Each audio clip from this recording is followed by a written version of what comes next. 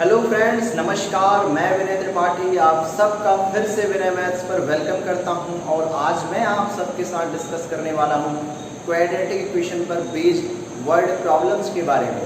तो चलिए आज का सेशन शुरू करते हैं, देखते हैं कैसी हैं समस्याएं और कैसे हैं उनके समाधान। पूरा डिस्कशन होगा तो बने रहिएगा वीडियो के आखिरी तक।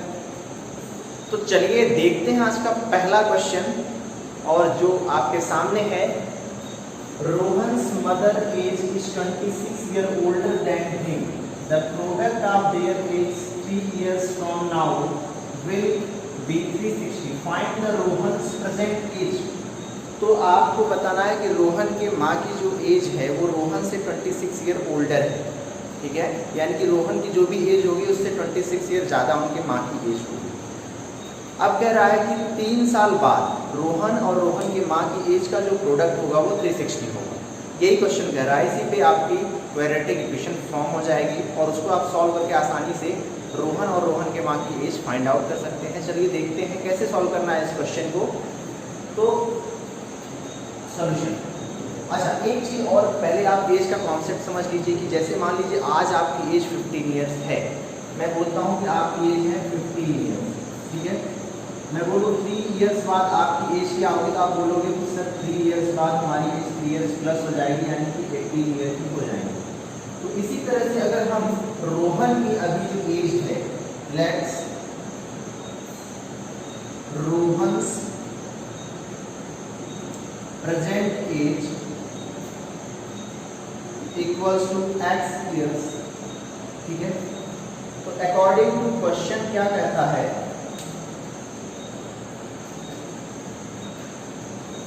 कि रोहन्स मदर एज क्या हो जाएगी, Rohan's mother age will be x plus 26 years, ठीक है। नाउ अब हम कहते हैं अकॉर्डिंग टू क्वेश्चन या आफ्टर 3 इयर्स, 3 साल के बाद रोहन की एज क्या हो जाएगी, जो भी थी उससे 3 इयर्स प्लस हो जाएगी, यानी कि x है तो क्या हो जाएगी रोहन्स एज। ध्यान दीजिए आफ्टर 3 इयर्स की बात कर रहे हैं। Rohan's age will be x plus 3 years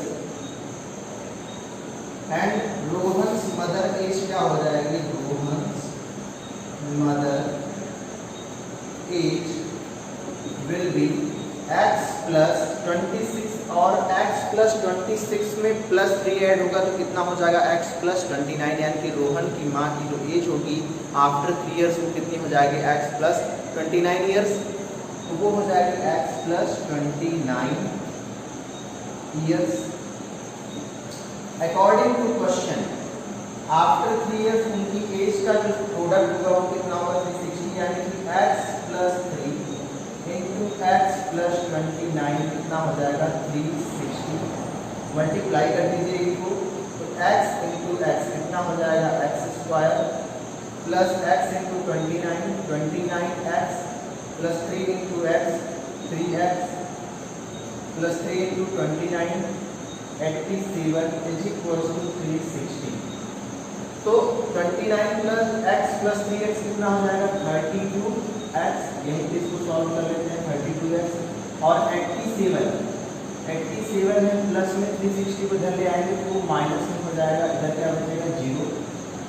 अब 87 में अगर आप 360 माइनस करते हैं तो कितना होगा, पहले तो 0 में से 7 जाएगा तो 3 बच जाएगा, फिर आपका ये 6 क्या हो जाएगा 5, और 5 में 8 नहीं जाएगा तो यहाँ से कैरी हो गया, ये हो जाएगा 15, 15 में 8 गया 7, और यहाँ पे क्या बचा 273। किसमें बचेगा, सिंस जो ग्रेटर नंबर है वो माइनस में है, तो जब भी हम प्लस या माइनस करते हैं तो ग्रेटर नंबर साइन ही आता है, तो हम यहाँ पे लिखेंगे माइनस 273, माइनस 273। अब हम इसको फैक्टराइज करेंगे सच दैट ऐसे दो फैक्टर जिनके बीच का डिफरेंस कितना हो 32 हो, क्योंकि यहाँ पे जो नंबर आया है वो क्या है, नेगेटिव नंबर है, कांस्टेंट की प्लेस पे। तो जब वहाँ पे नेगेटिव नंबर आता है तो हम उसको इस तरह से फैक्टराइज करते हैं कि जो x का कोफिशिएंट हो वो उन दोनों फैक्टर के डिफरेंस के इक्वल आ जाए। तो हम क्या करेंगे, ये 3 से डिवाइड हो जाएगा, 3 + 7 10, 10 + 2 12, और 12 क्या है 3 से डिविजिबल है। सो अगर सम ऑफ डिजिट अगर 3 से डिविजिबल होता है तो टोटल नंबर भी 3 से डिविजिबल होता है। इस बात को हम देख के इसको आगे सॉल्व करेंगे। 3 से डिवाइड करेंगे तो 9 3 9 या 27 और 3 1 जा 1, 91 × 3। अब इसको हम फिर से 7 से डिवाइड कर सकते हैं क्योंकि 91 7 से चला जाएगा। 7 से हमने डिवाइड किया, कितना आया 13। फिर इसको 7 से मल्टीप्लाई करना पड़ेगा ताकि ये जो इन दोनों का प्रोडक्ट हो वो सेम रहे। इसलिए हम जिस नंबर से डिवाइड करते हैं एक पार्ट को, दूसरे नंबर को सेम नंबर से मल्टीप्लाई कर देते हैं। तो ये कितना हो जाएगा 21, लेकिन इन दोनों के बीच का डिफरेंस 8 है। तो हम ऐसा करते हैं 13 से भी ये डिविजिबल 19, तो इसको हम 13 से डिवाइड कर देते हैं, कितना आ जाएगा 13 7 जा 91। इधर 13 से मल्टीप्लाई कर देंगे कि कितना हो जाएगा 39, दोनों के बीच का डिफरेंस है 32। यानी कि इसी से हम इस नंबर को स्प्लिट करेंगे तो हमारे पास जो इक्वेशन आ जाएगी x²। अब प्लस में यहाँ पे नंबर चाहिए, इसलिए बड़े वाले को प्लस और छोटे वाले को माइनस ले लेंगे। +39x minus 7x minus 273 = 0। ठीक है, यहाँ तक विजिबल है। एक लाइन और नीचे लिखी जा सकती है। तो x कॉमन आ गया, x + 39 माइनस 7, तो x + 39 = 0। तो यहाँ से x की दो वैल्यू आ जाएंगी। पहली तो वैल्यू आपकी आ जाएगी x = -39। ये नॉट पॉसिबल, किसी की एज नेगेटिव नहीं हो सकती, किसी की भी एज नेगेटिव नहीं हो सकती। जो भी होगी वो पॉजिटिव होगी। जितना दिन जिएगा वो उसके पॉजिटिव एज में काउंट होगा ज़िंदगी के। तो नॉट पॉसिबल। नेक्स्ट है x की वैल्यू 7, यानी कि यही है रोहन की प्रेजेंट एज। हमने यही माना था रोहन प्रेजेंट एज x माना था, तो x की वैल्यू आ गई, यानी कि इसकी वैल्यू है रोहन की प्रेजेंट एज। तो रोहन के माँ की प्रेजेंट एज कितनी है 33 और इसकी है 7। 3 इयर्स बाद इसकी कितनी हो जाएगी 7 + 3 10 और इसकी हो जाएगी 7 + 29 36। अगर आप 36 में 10 का मल्टीप्लाई करते हैं तो 360 बन जाता है। यानी कि क्वेश्चन जो कर रहा है कि the product of their is 3 years from now will be 360, तो वो एकदम करेक्ट है। यानी कि जो हमारा सोल्यूशन आया है एकदम एग्जैक्ट आया है।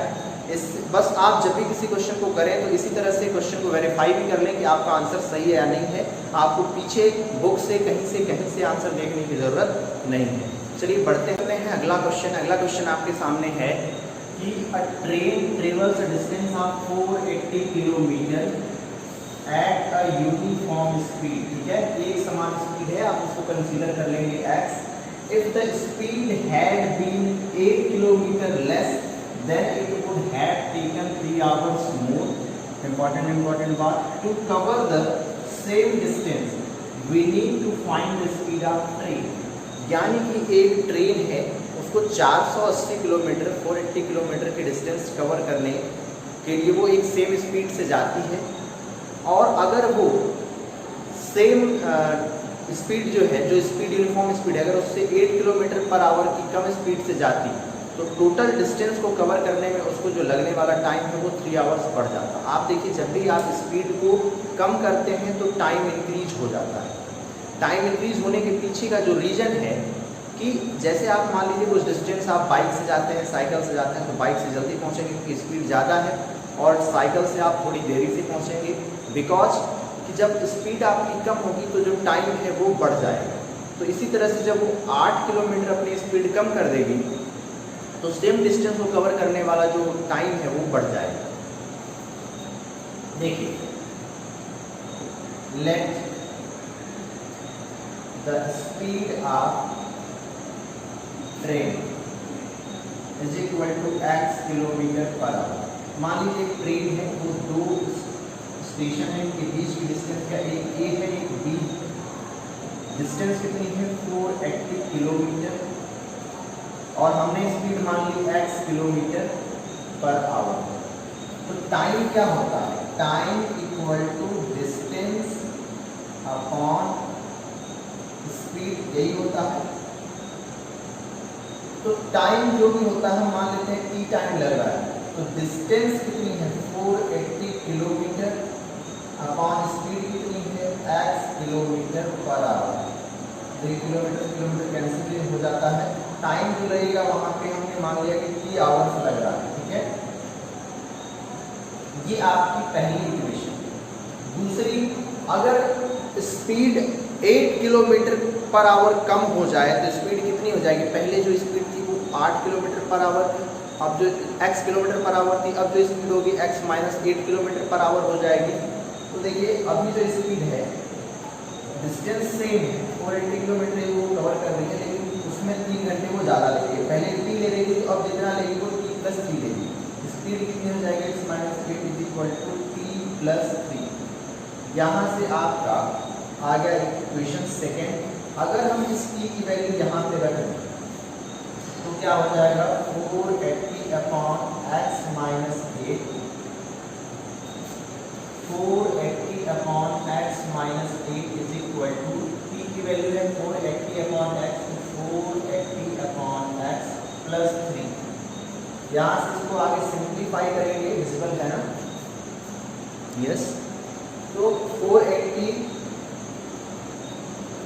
अपॉन x माइनस 8, इधर आएगा ये माइनस में हो जाएगा 480 upon x is equal to 3। अगर हमने 480 को कॉमन ले लेते हैं हम 480, तो क्या बच जाएगा 1 बाई एक्स माइनस 8 माइनस में 1 बाई एक्स इक्वल टू 3। और आगे फिर मैं इसको ऊपर सॉल्व करता हूँ, आप लोग देख लीजिए। अगर आपको फिर ज़रूरत पड़े तो आप बैक करके देख सकते हैं, यहाँ तक का स्क्रीनशॉट ले सकते हैं, बहुत सारे ऑप्शंस अवेलेबल हैं, उनका यूज़ कर सकते हैं। तो देखिए आगे हम उसको सॉल्व करते हैं ऊपर यहाँ पे रख करके।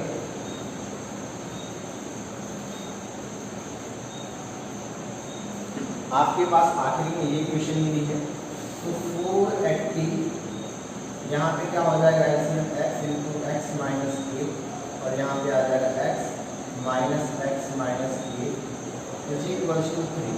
इस 480 को इधर ले आते हैं, कहाँ आ जाएगा डिवाइडेड में 480, 3 अपॉन 480 कितना हो जाएगा 1 अपॉन 160, 3 से कैंसिल हो जाएगा। तो आगे हम इसको जब सॉल्व करेंगे तो x minus X plus 8 upon x into X minus 8 is equal to 1 by 160। x से x कैंसिल, क्या मिल जाएगा 8 अपॉन, यहाँ पे आपका आ जाएगा 8 upon x into X minus 8, तो 8 upon X square minus 8x equal to 1 by 160। अगर हम क्रॉस मल्टीप्लाई कर दें तो क्या हो जाएगा 160 into 8 is equal to X square minus 8x। और आगे देखिए इसको सॉल्व करते हैं तो ये हो जाएगा 16 डबल 28, इधर ले जाते हैं तो X square minus 8x minus 1280 equals to 0। थोड़ा लंबा हो रहा है बट आपको आसानी से ये क्वेश्चन समझ में आ जाएगा, दोबारा करने की जरूरत नहीं पड़ेगी। अब आप सिंस यहाँ पे नेगेटिव नंबर आ गया है, देखिए यहाँ पे नेगेटिव आ गया है, तो आप क्या करेंगे, जो भी इसका फैक्टर करेंगे वो यहाँ पे डिफरेंस, दो फैक्टर का डिफरेंस, ऐसे दो फैक्टर होने चाहिए जिनका डिफरेंस 8 हो और मल्टीप्लिकेशन आपका 1280 ही हो। तो ऐसे में हम देखेंगे इसको 16 इंटू 8 से बना था 160 इंटू 8, इसको हम लिख सकते हैं 80 इंटू 16 और आगे करेंगे तो 40 इंटू 32।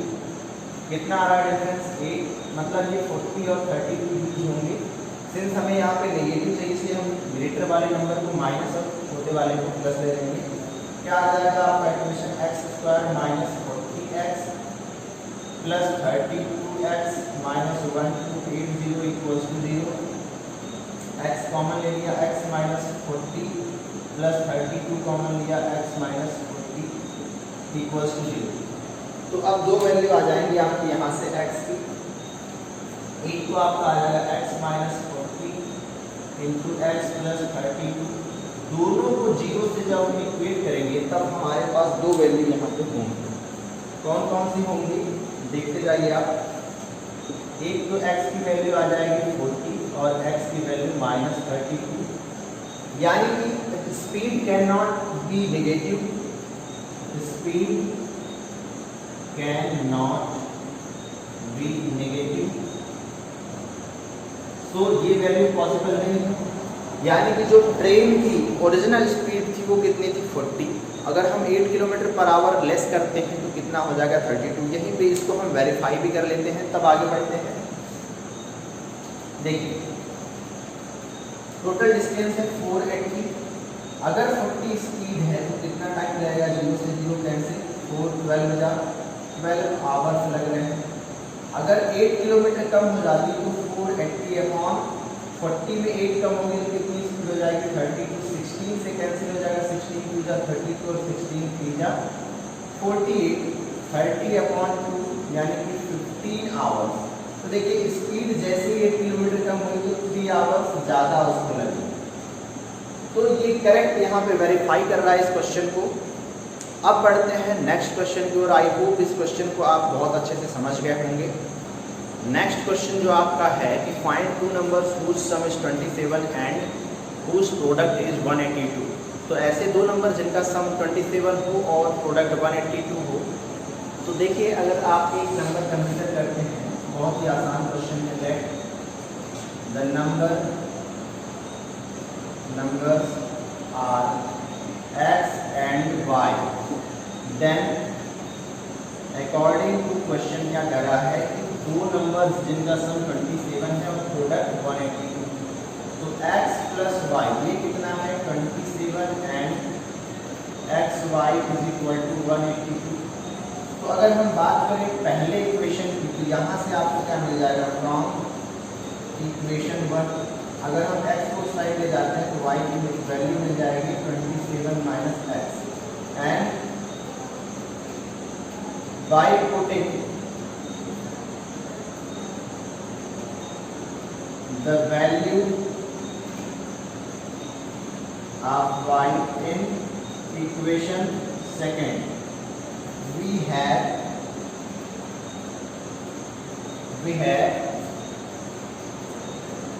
कितना हो जाएगा आपके पास, अगर आप y की वैल्यू 27 माइनस एक्स रखेंगे तो x into 27 minus X equal to 182 is equal to 27x minus X square is equal to 182।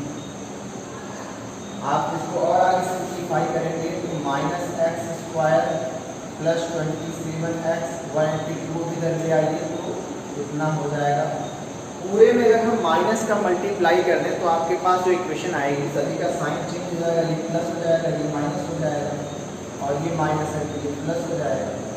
अब आपको इनको सिंप्लीफाई करना है, ऐसे दो नंबर जैसे मान लीजिए मैं इनको लेता हूँ तो 2 × 91।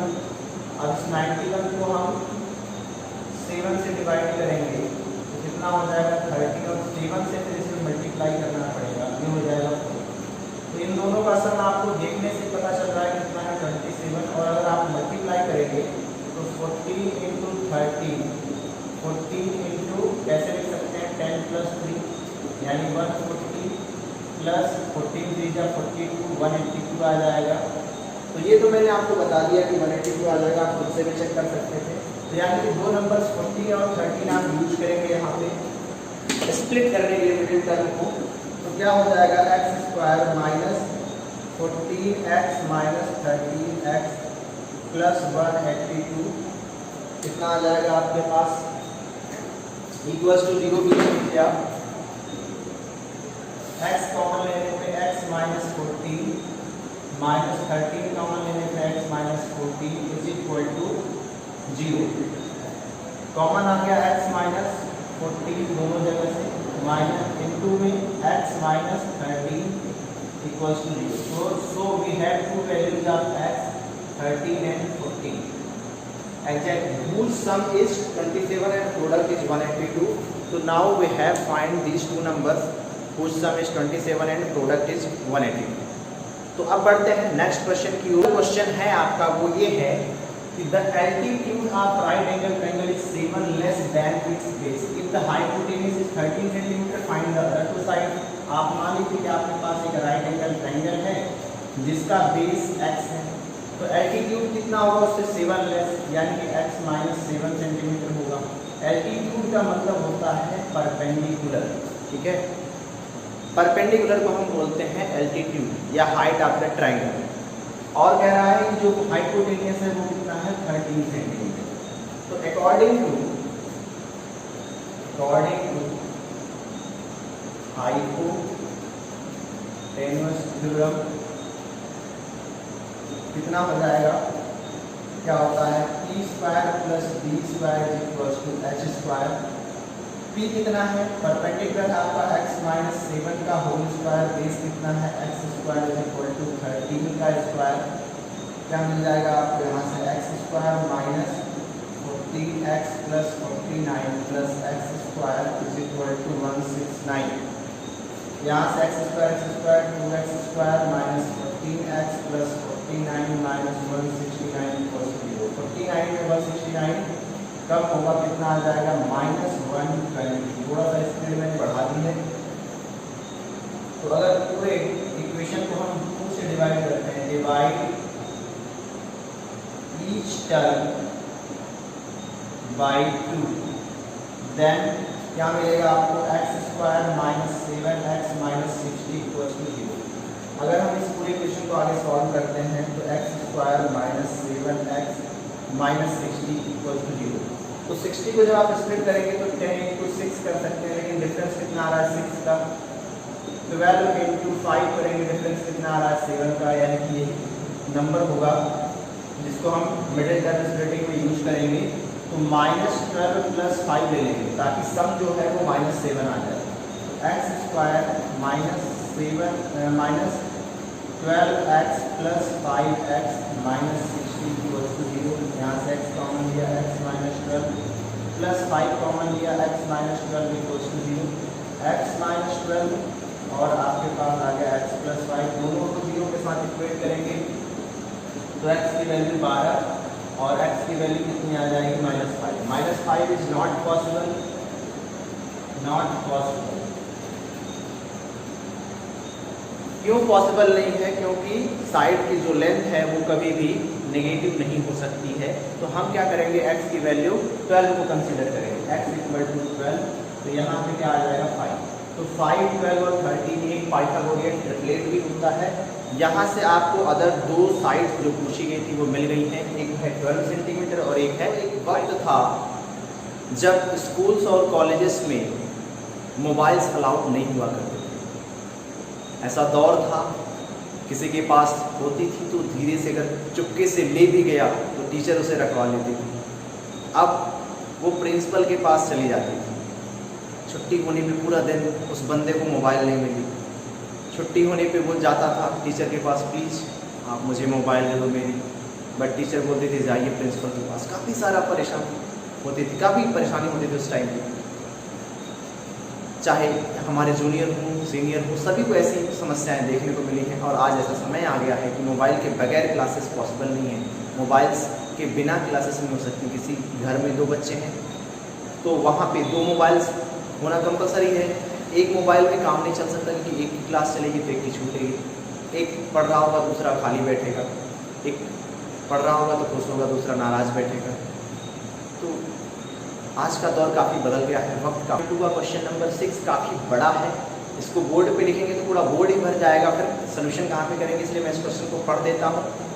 आप भी NCERT की बुक उठा लीजिए, एक्सरसाइज 4.2 पेज नंबर 76 पे इस क्वेश्चन को देखिए। क्वेश्चन नंबर 6 है, A cottage industry produces a certain number of pottery articles in a day. It was observed that on a particular day, the cost of production of each article was 3 more than twice the number of articles produced on that day. If the total cost of production on that day was 90 rupees, find the number of articles produced in this day. तो आप इस question को समझ गए होंगे तो बहुत अच्छी बात है। नहीं समझे होंगे तो मैं इस क्वेश्चन को आपको समझा देता हूँ। कि एक कॉटेज इंडस्ट्री है जो पॉटरी आर्टिकल्स को प्रोड्यूस करती है। एक दिन क्या होता है कि एक दिन ऑब्जर्व किया जाता है कि कितने आर्टिकल्स हुए और कितनी कॉस्ट ऑफ प्रोडक्शन लगी। तो उस दिन जब ऑब्जर्वेशन होता है तो ये पता चलता है कि जितने आज आर्टिकल प्रोड्यूस हुए उसके ट्वाइस से भी ज़्यादा हर एक आर्टिकल की कॉस्ट ऑफ प्रोडक्शन लगी है। यानी कि अगर हम मान लीजिए कि let the number of articles, let the number of articles